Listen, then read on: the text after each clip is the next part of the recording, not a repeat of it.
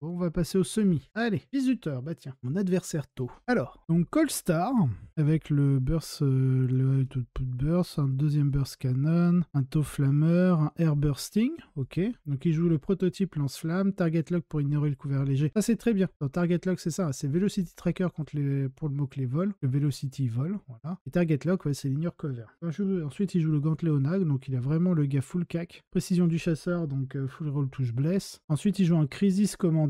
Alors il joue en 7 taux, hein. Ah non, il joue en Farsight Enclave, ok, ça change. Farsight Enclave, donc Crisis Commander pour ignorer le malus à la touche. Et il peut désengager tir avec ces 5 Crisis qu'on voit là. Donc lui, il ignore cover aussi. Il a double cyclion, plasma rifle, missile pod. Il y a le Nova Surge, plasma rifle, donc pour ignorer l'invue. Il y a le Master of the Killing Blow. Alors il fait quoi lui déjà? Sur un 6 non modifié pour blesser, tu améliores la PA de 3. Ok. Il l'a mis sur le Colstar? Non, il l'a mis sur le Crisis Commander. En fait, ce qui est sympa avec le Colstar, c'est que vu qu'il a des PA de merde sur ses armes, c'est bien, mais du coup, il peut pas full reroll touche bless. Et il ignore les règles qui ignorent la perte de points de vie. Très très smart sur un mec qui est double cyclic ion avec le plasma rifle qui ignore l'invue, comme ça il ignore l'invue et oh putain. Ah les seigneurs Phoenix, c'est un chasseur de barottes lui. Il va faire kiki, il est où le barotte là, le petit moineau? Ouais, ok. En fait, Barotte, ouais, je suis à vue à 4. Bah non, t'as pas d'invue. Je suis Nova Surge. Mon tir de plasma, bah c'est un gros suppôt. Ah, ok. Bah c'est pas grave, je perds pas plus de 3 PV par face. Ouais, mais je m'en fous en fait. Parce que moi, j'ignore ces règles-là. Là, tu fais ah, comment ça se passe?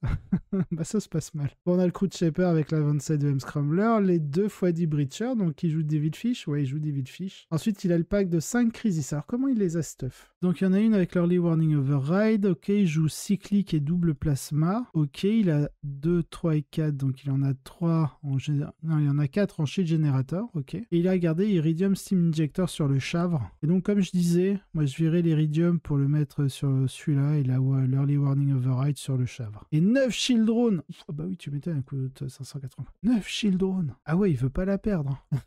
Il veut pas la perdre. Hein. Ok, le Marksman, Firestarter Marksman avec l'exemplaire of the Manka pour avoir une full reroll bless.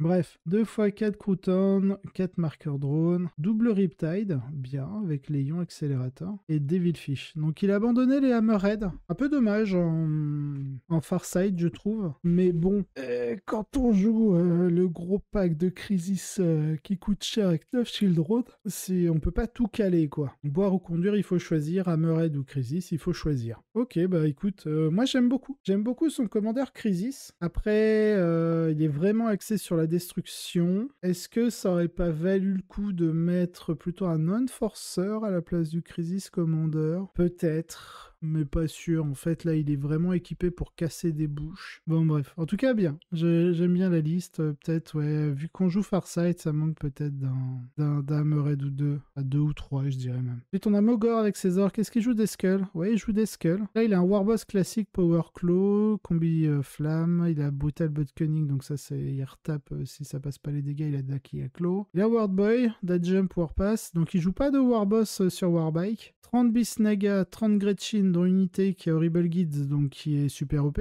3 Killery, ok. 2x5 Commando, 3x10 Burna Boys et le Zap Crumpaz. 3x10 Storm Boys, la classique et un truc. Ok, est-ce qu'il l'a... Non, il a pas de Truck Boys. Hein. Je regarde au cas où, mais non, il a pas de Truck Boys, ok. Bon, du coup, ça, c'est dans les Killrig. Ça, il va aller That Jump. Il y aura une unité dans le truck. Ça fonce. Ça fonce. Ça s'infiltre. Et ça Get the Good Beats. Ok. Je pense que le Warboss... Je sais pas si le Warboss, il peut rentrer dans le truck avec 10 Burna Boys. Je sais plus combien c'est. Je pense que oui. Je crois que c'est 12. Hein. Bref. Bah écoute, Mogor, let's go. Hein, la liste est propre. Hein. Ensuite, Lamar, tiens, Kulgen Stealer, ça me surprend pas du tout. Il joue Agile Guerilla. Lui aussi, il joue Agile Guerilla. Alors, il joue un Patriarche, donc un Broadswarm avec le familier. Il a le Prowling Attends, non, Patriarche. Si, Patriarche, c'est le beau de l'ordre.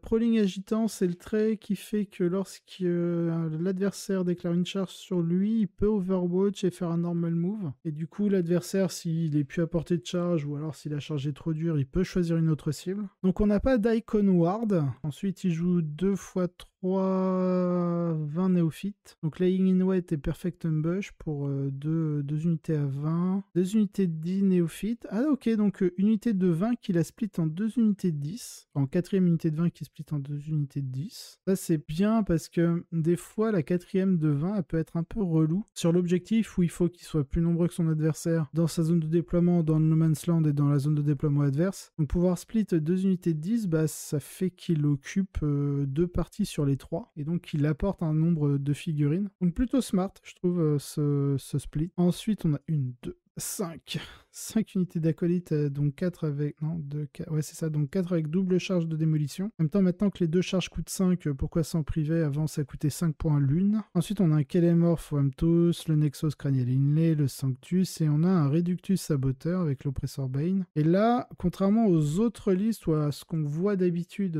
sur ma chaîne YouTube, hein, avec les top listes, on a 3 Rock Grinders et 2 trucks avec cage de démolition. On a un truck avec From Every Angle. Intéressant. C'est intéressant comme move. En fait, il est mis en réserve stratégique, il arrive. En fait, il traite l'arrivée de la réserve stratégique comme si c'était un tour de plus. Il fait que T2, par exemple, il peut se déployer dans la zone de déploiement ennemi. Ça, c'est plutôt cool. Donc, ça met un peu la pression, on va dire, entre guillemets, à l'adversaire en mode, bah, t'as intérêt de bien screen ton board, mais ça met quand même beaucoup de pression tout le temps. C'est insane. Ça fait très très mal au tir. C'est plein de petits tirs à la con, mais ça fait tellement mal via le nombre. Par contre, ouais, le fait qu'il n'y ait pas de moto, je trouve qu'il est un peu plus squishy dans le sens où il a pas de moto et même si les Rock Grinders sont plutôt tanky pour leurs points, ouais, je sais pas trop quoi en penser. Peut-être que je sais pas si Lamar il aime bien s'il préfère les Goliath, enfin les Rock Grinders. Non, je sais pas ce qu'il trouve de mieux en jouant des Rock Grinders plutôt que des unités de motard. Après, est-ce qu'en jouant les unités de motard, il peut pas forcément avoir des petites unités supplémentaires et pouvoir split ses 10? Peut-être pour ça du coup, mais je trouve le prix un peu cher payé pour les motos. En fait, j'ai tellement été traumatisé par les Atalan Jackal je trouve qu'il en faut tout le temps. Mais peut-être que dans certains match-ups, après c'est pareil, il faut pas... Enfin moi je réfléchis beaucoup en solo, mais très peu en format d'équipe, parce que bah, j'ai jamais joué en équipe. Mais je connais l'impact de la stratégie d'équipe, donc si ça se trouve en termes d'appariement, ça se trouve c'est juste pour ça, hein, c'est par rapport à l'appariement qui part sur des Rock Grinders, parce que du coup ça doit faire des trucs contre certaines factions qui ont du mal à les casser, et donc il peut protéger un peu plus facilement certaines unités. Donc c'est peut-être pour ça, tout simplement. Ensuite, Percastor, Dark Angel, tiens. Donc il joue Ezekiel, ok. Il joue l'interrogateur Chaplain. Alors il a mis quoi comme... il a mis Quantic of Aid, donc ça c'est le plus de charge, et Litanie de la foi pour avoir... Ah, bien. Ah là là là là là là, le PK. Le PK il est pas bête, hein. C'est un fourbe. Faut faire très attention, c'est un fourbe. Hein. Le Percastor, c'est un vrai petit fourbe. Parce que là, tout à l'heure, je disais sur les autres listes Dark Angel, je vois mes lunettes, hein. C'est ça que vous allez peut-être entendre les petits bruits parasites. Et c'est un fourbe. Parce que tout à l'heure, je disais, ouais, ok, on joue Ezekiel plutôt que Lazarus. C'est un peu dommage parce que du coup, on perd la Feel No Pain contre les blessures mortelles. Mais là, on a quoi là? Là, on a un petit interrogateur Chaplain, bon, déjà qui va donner plus 2 à la charge. Donc pour des Terminators qui sont plutôt lents, c'est fort. Surtout qu'en plus, il piline de 6 pouces, il conso de 6 pouces, il est toujours dans l'aura du Chaplain. Et surtout, là, ce qui va être intéressant, c'est la Litany of Face. Et la Litany qui donne une Feel No Pain à 5+, contre les blessures mortelles à 6 pouces autour du Chaplain. Il a mis en super Chaplain, ouais, Master of Sanctity. Et est-ce qu'il a mis Wiserat? Il a mis Wiserat. Du coup, il en lance 2 sur 2+. Et donc, du coup, bah... il joue pas Lazarus, il joue Ezekiel, comme ça il a la full reroll touche bless, le fight last, l'anti super OP, et donc il n'y a pas de Lazarus, mais il a l'interrogateur Chaplain, ce qui fait qu'en plus, ce qui est bien, c'est qu'il peut envoyer une unité de Deathwing Terminator de manière offensive, qu'il a buffé avec Ezekiel en full reroll touche bless, et tous les autres Terminators qui sont autour du Chaplain peuvent être en full reroll touche. Il y a Litany of 8 et la litanie de base de tous les Chaplains que tous les Chaplains gardent, parce que ça sert à rien de la remplacer. Je crois qu'on peut même pas la remplacer, donc non, bien. Percastor est un petit fourbe. Ensuite, le Ravenwind Talon Master avec l'Arbiter Gaze et entrée de Seigneur de Guerre Rite of War pour avoir le super OP. toujours bien. Là où il est un peu plus faible, c'est sur la troupe. Il a 5 incursors et il a mis la mine parce que c'est gratuit. Et surtout, ce que je trouve dommage, c'est que ce soit pas au moins une unité d'infiltrator pour éloigner des FEP. Après, vu qu'il joue 30 Deathwing Terminator, tous en bouclier marteau avec les 2 missiles launchers et les Watchers pour le deny. Est-ce qu'il a vraiment besoin d'un cursor qu'en plus il a 3 unités de scout en Land Speeder Storm pour encore augmenter son écran? Il en a peut-être pas besoin. Ensuite, il a l'apothicaire avec le Selfless Healer et le Grenade Launcher. Je crois qu'il y a un stratagème avec le lance-grenade en Dark Angel, si je me trompe pas. Il n'y a pas une connerie comme ça? Si Stasis Shell est utilisé durant la phase de tir, quand une figurine Ravenwing de votre armée tire avec un lance-grenade Astartes, la figurine peut seulement faire une seule attaque avec cette arme à cette phase. Si elle réussit à toucher, la cible du coup est Stasis, donc est stasée jusqu'au début de mon prochain tour. Quand l'unité, en excluant les véhicules et monstres, elle est stasée, elle peut pas fallback. Ah oui, c'est ça, elle peut pas battre en retraite. Bon, il est en Selfless Healer, donc du coup il est en super apothicaire. Ensuite, il a le Blade Guard ancien avec l'étendard qui fait -1 dégâts et les 3 Land Speeder Storm pour ses scouts. Donc les scouts, avec les Land Speeder Storm, je vous rappelle, Land Speeder Storm il bouge de 18 pouces, il peut débarquer de 3 pouces, bouger de 6 pouces avec ses scouts du coup, parce qu'il peut débarquer, bouger. Il pourra pas charger par contre. Et du coup il fait 18 et 3, 21, 21 et 6, 27, plus un jet d'advance. Du coup il peut aller chercher le Behind Enemy Lines, je pense qu'il est très bien équipé pour ça. En fait, il y a les Land Speeder qui peuvent valider le Behind une fois que les scouts sont morts. Très bien. Alors on passe à Miaou en Astra Militarum, donc vous voyez, il y a des listes qui se ressemblent. Après, ils vont avoir quelques modifications les uns par rapport aux autres. Là, on a donc le Lord Solar Leontus, classique, le Cadian Command Squad avec, on a le Finial of the Namrodesh, Tank Commander Gatekeeper, Maître Tacticien, on a les 4x10 Cadian Shock Troop, ensuite on a 2x10 Kasserkin, donc on a Jungle Fighter là par contre. Je sais qu'il y a le Guerilla pour le Trap, il y a le Recon pour le Pré-Move, il y a le Heirloom pour le bonus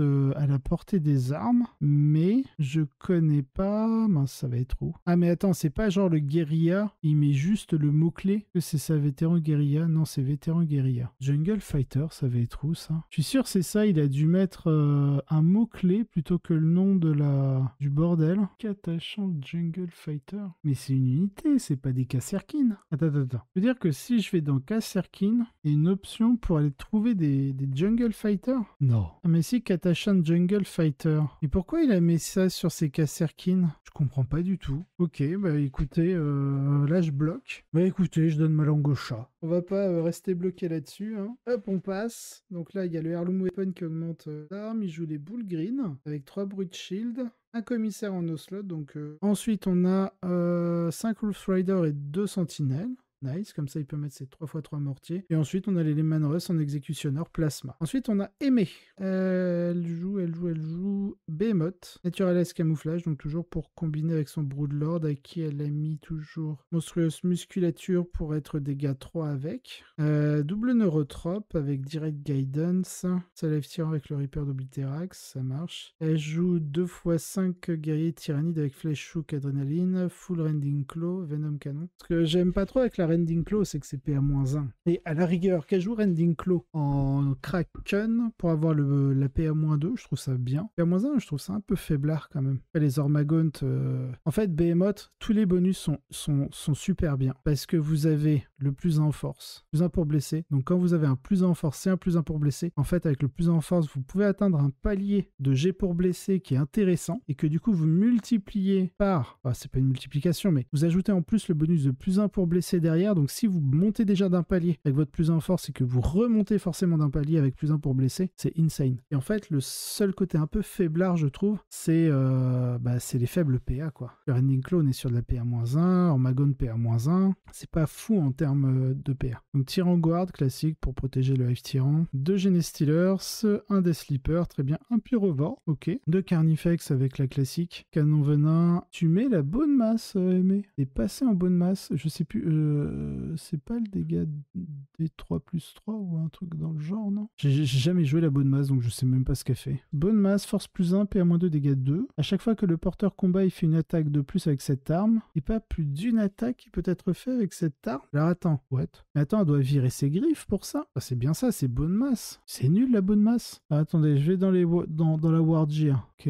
Ah non, non, ok. N'importe quel nombre de figurines, chacune peut être équipée avec une des choses suivantes, une bonne masse, un treasure size. D'accord, non, ok, c'est en plus de ses armes. J'ai eu peur que ça remplaçait, et du coup j'aurais trouvé ça nul si c'était en remplacement de ces sizing talons, mais non, ça va. C'est en plus. Donc ok. Bah, c'est 5 points juste pour une attaque. Hein. Force 7, PA-2, dégâts 2. Je trouve ça un peu nul pour 5 points. Après, si elle a... Parce que là, ça fait quand même 10 points. Qu'est-ce qu'elle aurait pu faire pour 10 points? Pour 10 points, il n'y a pas grand-chose en vrai. Hein. Donc je suis assez d'accord avec elle. Elle a le sportiste, ça c'est pour bénéficier du couvert léger quand elle est dans un terrain de ça là. La glande, elle coûte combien la glande? Elle coûte 10 points la glande. Donc elle en aurait qu'un avec une glande. Mais elle s'en fout de la glande en vrai. Quand elle charge, elle a plus en force. La munition vorace, bon, pour mettre des BM en plus. Non, ok, ça marche, ça marche. Ensuite, on a Terracnid dans Chaos Space Marine. Il joue Wardbearer avec un Master of Possession, Seigneur de Guerre avec Pact of Flesh et Cursed Earths. Ah, il a pas Invigoration.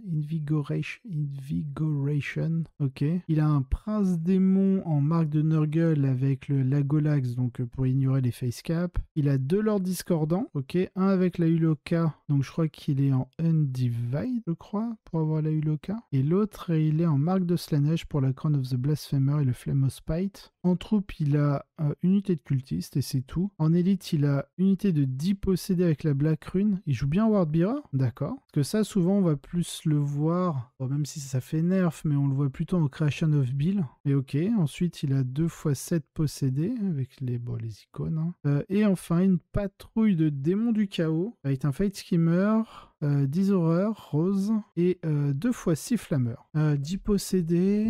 Je sais pas contre quoi tu veux mettre cette liste. Master of Possession, bah, il peut buffer, je crois, les possédés. Là, des Lords Disco qui font assez mal. Des flammeurs qui prennent de vitesse, ouais. C'est une liste assez agressive, hein, quand même. Ouais, je trouve qu'il a pas beaucoup de choses, quand même, pour faire du scoring. De mémoire, c'est quoi déjà le scoring des Marines du Chaos? Ok, Long War, ouais, ça marche, c'est ça. Donc ça, je pense à celui-là. Pour Rise to Glory, je crois qu'il est pas fou, celui-là. Ouais, faut tuer des persos, des monstres et des véhicules. Pas fou. Et l'autre, c'est Force de Dark God, ça c'est l'action. Je trouve que, ok, il a une liste qui peut être très agressif, mais derrière, pour le scoring, c'est pas auto-win. Les possédés avec la Black Rune, moins un bless, il l'emmerde les psys. Quand il charge, il est en reroll touche, vu que c'est un Wardbearer. Je crois que les Wardbearers, c'est ceux qui ont le meilleur trait de légion, je trouve. Wardbearer, c'est ça, c'est la Feel No Pain contre les blessures mortelles, ouais, c'est ça, et c'est la reroll touche. Ah non, c'est la full reroll touche, quand tu charges et chargé ou que tu fais une intervention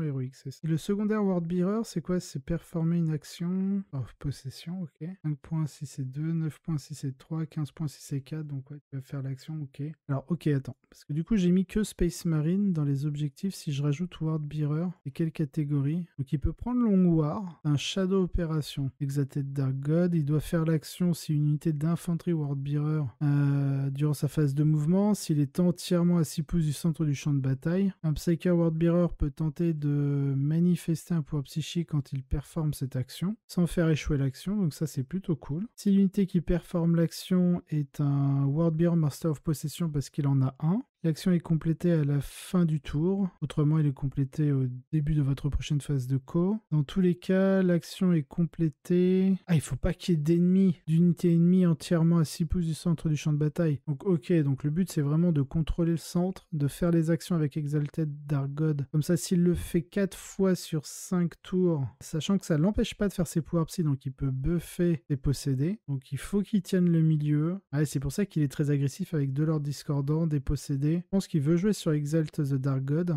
Il flanque avec les flammeurs. Il fait Long War en même temps, en cassant la tronche au milieu. Je suis très curieux de voir le scoring qu'il va faire, parce qu'on le voit, en No Prisoner, il donne 13, donc soit 15. Et les plus 2 sont déjà ajoutés. 4 ça reste beaucoup. 16 en assassinat, évidemment. 9 en Aboard the Witch. 9. Ça donne 3, 6, 7, 8, 9, pardon. Ça marche. Non, troublant. Troublant et intéressant, je trouve, Terracnid. Je pense que si j'y pense, je regarderai un peu les résultats et les scores qui qu'il nous fait. Ensuite, on a Bulgor qui joue Harlequin, qui joue Light Saidas. Et alors là, Bulgor, je l'imagine en train de regarder le nouveau détachement Arc of Omen en mode, on peut mettre 12 troupes. On peut mettre 12 troupes? Ah bah attends, moi qui joue Harlequin, je vais mettre 12 troupes.